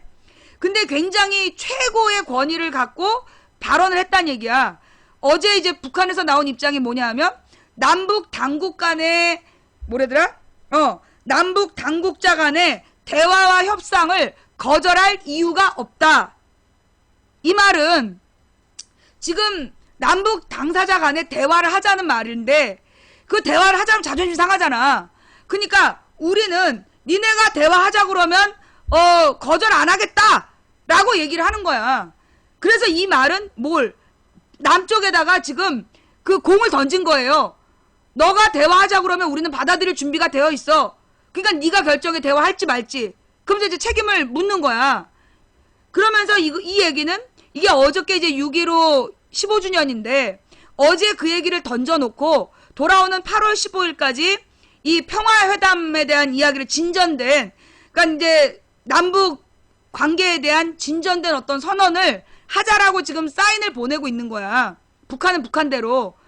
왜 그러냐면 지금 이제 이 일본 자위대에다 미국이 지네가 이 동아시아에 군비 부담을 져야 되는데 돈이 없으니까 일본에다가 군비 부담을 지우는 대신 자위대가 깽판 쳐도 봐주는 걸로 지금 합의를 봐놓은 상태잖아? 그래서 거기에 중국이 굉장히 지금 화가 나 있는 상태란 말이야? 그래서 지금 일본이 아베가 중국한테 사과하겠다는 거야. 중국한테 반성의 입장을 발표하겠다는 거지 남한에다가 사과나 반성하겠다는 얘기가 아니야. 지금 아베가 반성의 의미를 담은 성명을 발표한다 그랬어. 그 다음에 지금 우리 정부에서 뉴욕타임즈인가 하고, 그러니까 뉴욕에 있는, 그러니까 미국의 언론하고 인터뷰를 하면서 위안부 문제에 대해서 한일 간에 진전된 협상이 있었다라고 인터뷰를 했다는 거야. 그게 미국 언론에 나왔어. 그런데 일본에서는 우리는 그런 말 한 적 없다. 무슨 말인지 모르겠다. 이러고 있는 거야, 지금. 그런데 이제 우리나라 언론에서는 지금 아베가 그 지난 과거사에 대해서 진지한 반성, 좀 더 강도 높은 반성의 의미를 담은 그 성명을 준비 중이다. 마치 우리 정부에서 사과를 받는 것처럼 아니라고. 아베가 반성하겠다는 건 우리한테 반성하겠다는 게 아니라 지금 아베도 중국하고 장사를 해야 될 거 아니야. 아베도 도요타 자동차를 중국에 팔아야 된단 말이야. 그러니까 지금 중국에다가는 지금 예의를 지키면서 미국한테 받은 돈으로 미사일을 만들어야 되고, 그러니까 지금 이 아베는 중국에 납작 엎드려가지고 지금 중국과의 관계를 막 풀어가고 있는 중이란 말이야. 그런데 지금 우리 박근혜는 북한하고도 관계 못 풀어, 일본하고도 관계 못 풀어, 중국하고도 지난번에 간첩 증거 조작 사건 이후로 계속 꼬여있는 상태. 거기다 미국은 지금 선거 중인데 이번에 한미 정상회담이 메르스 때문에 깨져. 지금 외교적 고립 상태야. 불과 8년 전에 김대중 노무현 시절에는 노무현이 미국, 일본, 러시아, 중국한테 너네 가만히 있어라. 전쟁 나면 한반도에서 일어나는 거지. 그러면 미국, 일본, 러시아, 중국이 노무현이 뭐라 그러면 꼼짝을 못했어요. 그래서 노무현이 김정일이한테 너 저기 연변 핵시설 폭파시켜. 그러면 내가 나머지 나라한테 한번 얘기 잘해볼게. 그리고 이 서해에서 더 이상 총격전 하지 말고 평화의 공전바다 만드는 거야. 그거 합의하고 내려온 게 14선언이야. 6.15 선언이 남북 정상 최초의 회담이었고 김영삼이 추진하다가 김일성이 죽어버려. 김영삼 때 그게 94년이었던 걸로 기억나는데 94년 8월 15일에 김일성하고 김영삼이 만나기로 했었어. 정상회담을 약속해놨는데 7월 말에 김일성이가 심장마비로 죽어버리는 거야. 난 그게 심장마비로 진짜 죽은 건지 지금도 의심이 되는데 그때 풀었어야 됐던 문제를 못 풀고 그로부터 한참 시간이 지나서 6년이 지나서 김대중 김정일 시대에 그러니까 남북 정상회담을 하고 그 다음에 그때부터 남북 관계를 개선하기로 약속해서 구체적인 진척을 봐서 육자회담을 노무현이 주도하면서 한반도를 비핵 평화지대로 만든다 합의 다 하고 북한 핵시설 포기하기로 했고 그래서 이명박 초기 2008년에 김정일이가 연변 핵시설을 폭파하는 걸 세계 사람들을 불러다가 보여준 거야. 그게 14선언 내용대로 따른 거야. 근데 이명박이 14선언을 쌩까버렸어. 그래갖고 남북관계가 교착 상태에 빠진 거야. 그러다 박광자 사건 터지고 그래서 금강산 관광이 취소되고 그리고 개성공단이 박근혜 정부 들어서서 마비가 되고 일이 이렇게 된 거예요. 그러면서 김대중 노무현이 북한에다가 돈을 퍼줬다. 그게 지금까지 떠들고 있는 국정원 협력자들의 주장이잖아. 김대중 노무현 시절에 북한으로 건너간 돈이 총 8조 원 정도 된답니다. 많이 갔죠. 같은 기간 10년 동안 우리 정부에서 지불한 국방비는 250조 원이에요. 전쟁을 준비하는 군비 비용으로 250조 원이 지불된 동안 북한으로 넘어간 돈이 8조 원인데 그걸로 평화를 샀다는 거야. 그러면 그 8조 원은 피 같은 국민 세금으로 갔냐? 아니라고. 그 중에서 1조 원은 현대에서 김정일한테 뇌물을 주고 북한 개발하는 5가지 개발 사업에 대한 독점권을 달라는 뇌물로 준 거고 나머지 돈은 뭐 한 거냐?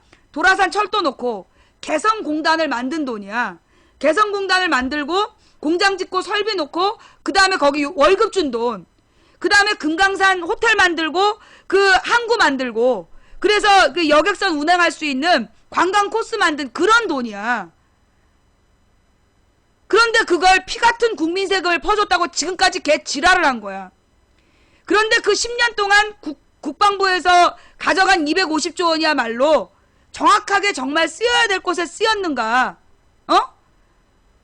그러지 못한 것도 많다는 거야. 어쩔 수 없이 쓰지도 못하는 미국 무기인데 사가지고 그 무기를 유지 관리하는 비용으로 몇십조 원씩을 준 거예요. 10년 동안. 쓰지도 못할 미국 무기를 사고 그 미국 무기 유지 관리비로 몇조 원씩을 내면서 그렇게 쓴 돈이 있다고. 그거에 비하면 그 남북 경제협력 비용 7조 원은 큰 돈이 아니라는 거야. 그러면 왜 남북 간에 대화하고 평화 통일을 해야 되는가? 응? 평화 통일을 얘기하면 뭐라고 얘기해요? 빨갱이라고 얘기하죠. 평화적으로 통일해야 된다. 빨갱이래. 그럼 전쟁에서 통일하리? 우리나라 한반도에서 전쟁 나면 지금 메르스 따위하고 비교도 안 되게 나라 쪽박나. 저는 돈이 너무 많이 들어서 이대로 유지되길 바래요. 미친 새끼들이죠. 왜? 이대로 유지가 되면 해마다 들어가는 국방비 10년에 300조 원이라니까? 10년에 300조 원이 국방비로 들어가는데 그 중에서 이명박 때 봤잖아. 9,000원짜리 USB를 100만 원이라고 100만 원 주고 샀다고 뻥까고 2억짜리 그 어군 탐지기를 42억짜리 쏘나라고 속이고 그렇게 눈먼 돈이 여러분의 피 같은 돈이 분단이란 상황 때문에 돈이 나가는 거야. 이게 단지 그런 국방비만의 문제가 아니에요. 국방비 낭비만의 문제가 아니라 실제로 이제까지 박정희, 이승만 전두환 때 독재정부라고 비판하면 뭐라 했어? 간첩이라고 그러면서 다 죽였어. 어떻게 됐어? 몇십 년 만에 그거 다 무죄 나왔어. 무죄가 나와서 그 사람들한테 국가에서 배상금을 줘야 돼.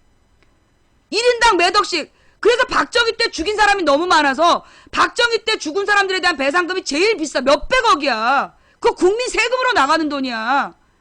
분단을 이용해서 정치 권력을 비판하면 빨갱이라고 몰아서 쇼를 만들고 죽인 비용, 그거 나중에 우리 후대가 또 물어내야 돼. 왜 그 짓거리를 하면서 돈을 쓰냐고. 통영함 만든 것도 통영함에서 지금 몇백억이야. 1,000억 넘게 사고 난 거잖아. 통영함 만드는데 소나 하나가 40억이었다니까.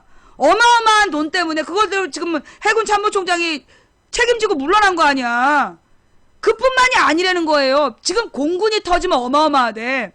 왜냐면 육군은 숫자 탱크 산지 오래됐기 때문에 탱크보다 심한 비용이 이 공군 비용이야. 그 공군 비용이 그게 또 터지면 어마어마하다는 거야. 도대체 왜 우리가 그런 돈을 줘야 되냐고. 그래서 우리가 통일해야 된다니까. 통일한다 그러면 뭐라 그래요? 지금 여기 나더러 빨갱이라고 한 애 있어 없어? 내가 통일해야 된다 그러면 북괴의 주장대로 통일을 얘기한다고 욕 많이 했었지. 오늘은 조용하네. 왜?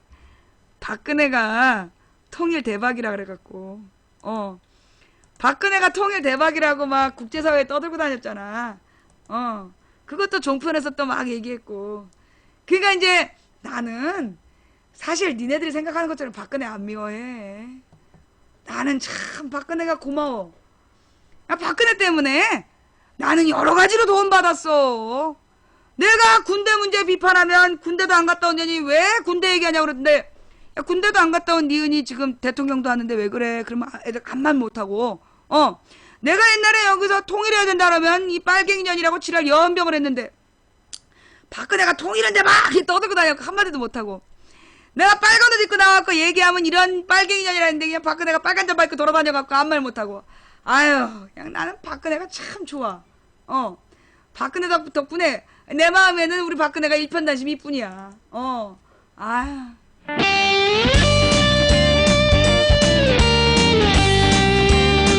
내가 무엇보다 박근혜를 좋아하는 이유는 사실 박근혜가 대통령이 아니었을 때는 온 국민이 박근혜를 굉장히 좋아했잖아요.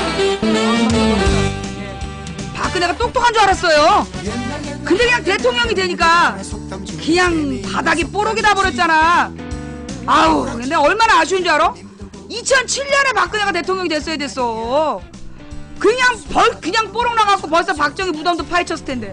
아유, 그때 이명박이 되는 바람에 저것들이 일부러 그랬나봐. 박근혜가 뽀록이 나니까 일단 이명박 먼저 시켜서 욕 먹고 박근혜는 아닌 것처럼 해갖고 또 하고.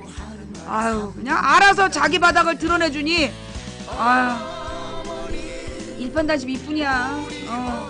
나는 진짜 박근혜를 좋아한다니까. 여러분들이 잘못 오해하는 게 있어. 내가 박근혜 싫어하는 줄 알잖아. 나 박근혜 얼마나 좋아하는데. 근데 여러분 기억나요? 내가 5월인가? 황교안 총리 인준할 때 내가 뭐라 했냐면, 황교안 총리 때문에, 총리를 지명했기 때문에 내가 볼 때 박근혜는 모든 것이 드러나게 될 거다. 그 방송 기억해요? 내가 5월 말에 황교안이를 지명한 다음에 뭐라고 얘기했냐면, 박근혜는 청문회를 통과할 수 있다는 자신감으로 황교안을 지명했을 거다. 그런데 나는 박근혜가 황교안을 지명함으로 인해서 나는 박근혜의 지난 모든 과정이 다 뽀록나고, 그리고 내가 이런 말도 했어. 삼성 X파일도 터질 거고 삼성 문제도 터질 거다. 기억나요? 나는 그게 황교안 청문회 과정에서 터진 줄 알았더니 박근혜의 무덤이 될 거다. 나는 그게 황교안 총리로 밀어서 그런 줄 알았더니 그게 아니라 메르스 때문이었나 봐. 그게 며칠자 방송이었어. 내가 오늘 아침에 막 그 생각이 나더라고. 그치? 그 방송 들으신 분, 내가 분명히 뭐라 했냐면, 이 황교안을 총리로 만들려고 해서 박근혜의 무덤이 될 거다. 박근혜의 모든 문제가 드러날 것이고 심지어 삼성 문제도 터질 거다. 틀림없이 내가 삼성 X파일 얘기하면서 삼성 문제도 터질 거라고 내가 얘기를 했어. 그치? 내가 분명히 그렇게 얘기했지. 그 말 맞지? 내가 거짓말한 거 아니고 내가 그렇게 얘기한 거 맞지? 그쵸?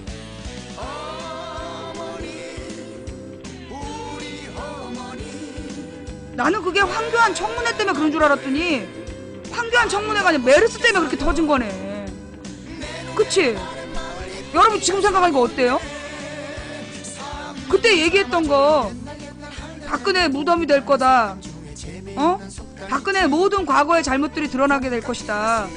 그리고 삼성도 터질 거다. 삼성 비리도 터질 거다.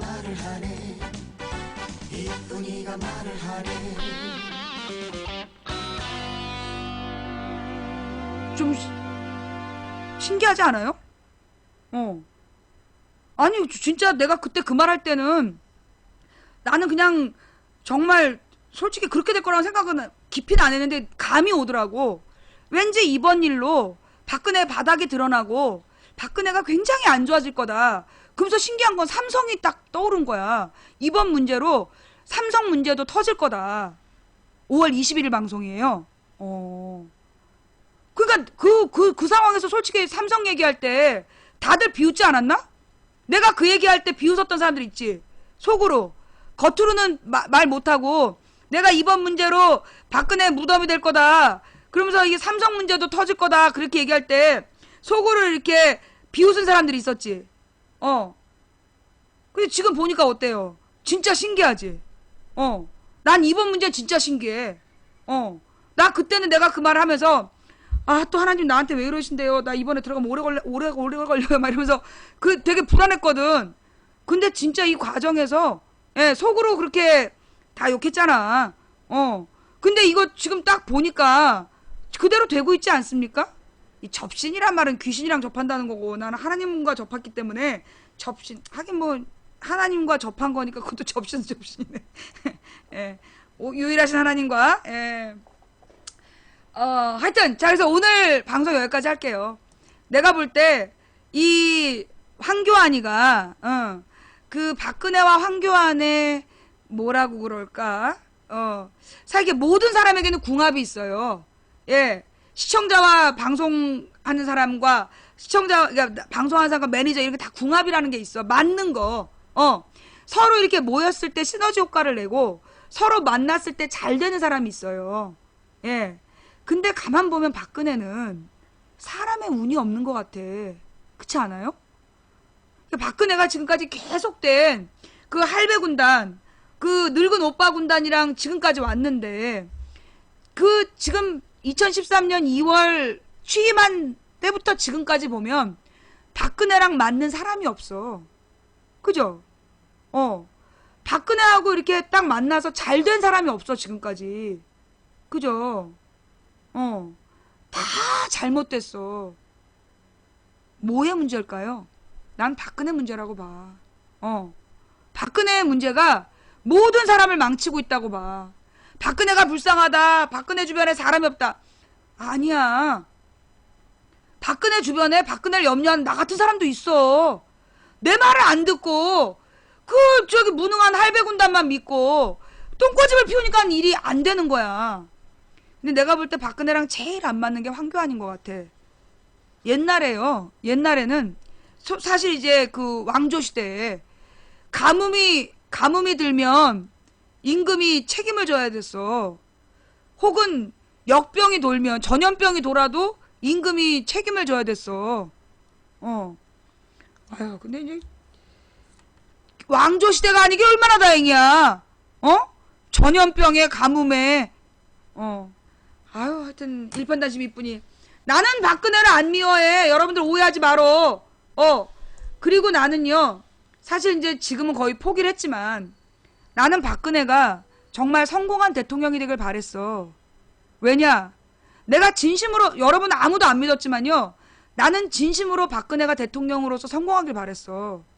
내가 옛날에 딴지일보에 영민엄마란 이름으로 글을 쓴 적도 있었어. 박근혜에 대해서 내가 긍정적으로. 왜?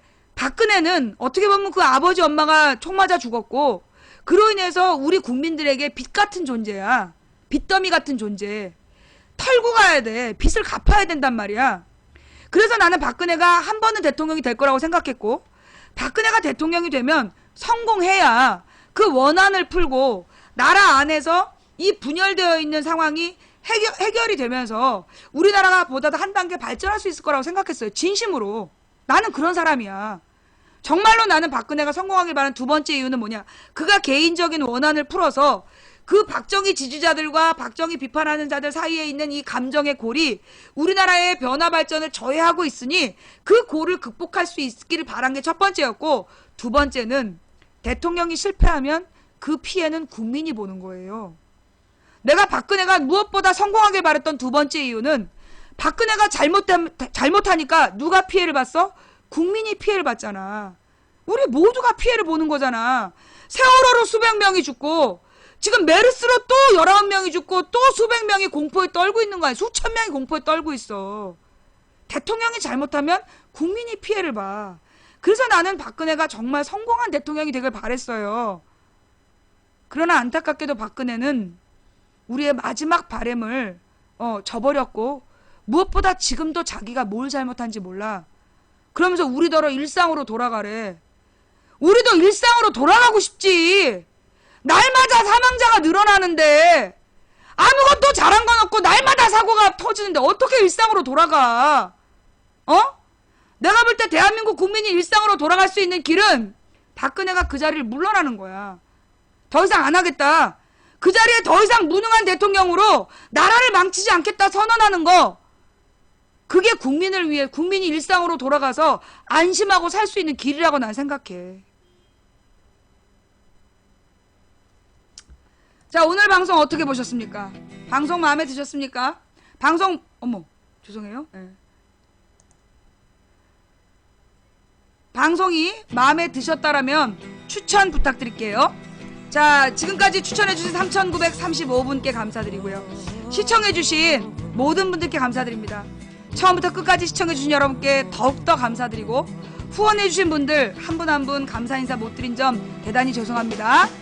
진심으로 감사를 드립니다. 그리고 우리 각방에서 고생하신 매니저님들 수고하셨습니다. 그리고 이 방송을 녹화 떠서 인터넷에 뿌려주시는 풍행국님, 여비고님, 참세상 세월호님 진심으로 감사를 드립니다. 오늘 망치부인 방송 시간 낭비다 라고 느끼셨습니까? 죄송합니다. 오늘 망치부인 방송 듣고 위로받고 처음 왔는데 괜찮았다 싶으신 분 계십니까? 감사합니다. 사실 망치부인 방송은 누구에게나 똑같이 들리는 방송은 아닙니다. 아는 만큼 들리는 방송, 가슴이 열린 만큼 감동하는 방송이기 때문에 하늘에서 비가 내렸을 때 바가지의 모양이 어떠냐에 따라서 담기는 물의 양이 다르대잖아요. 똑바로 있는 바가지는 물을 가득 담고, 반쯤 기울어 있는 바가지는 물을 반만 담고, 뒤집어진 바가지는 한 방울도 못 담다 그러잖아요. 여러분은 어떤 상태인지 모르겠습니다. 저의 방송은 언제나 이런 허접한 방송인데요. 때때로 감동하는 분들이 많더라고요. 제가 잘해서 감동하는 게 아니라 여러분의 마음이 열려있기 때문에, 여러분이 아는 게 많기 때문에 감동하고 이해하시는 것 같아요. 오늘도 들어주셔서 감사합니다. 다음 방송은 내일 낮 2시에 할게요. 내일 낮 2시 망치부인의 시사수다방 기다려주십시오. 감사합니다. 지금까지 도봉구 창동 사는 불량주부 망치부인이었고요. 추천해주신 4,037분께 다시 한번 감사드립니다. 시청해주신 모든 분들께 더욱더 감사드려요. 내일 낮 2시에 만나요.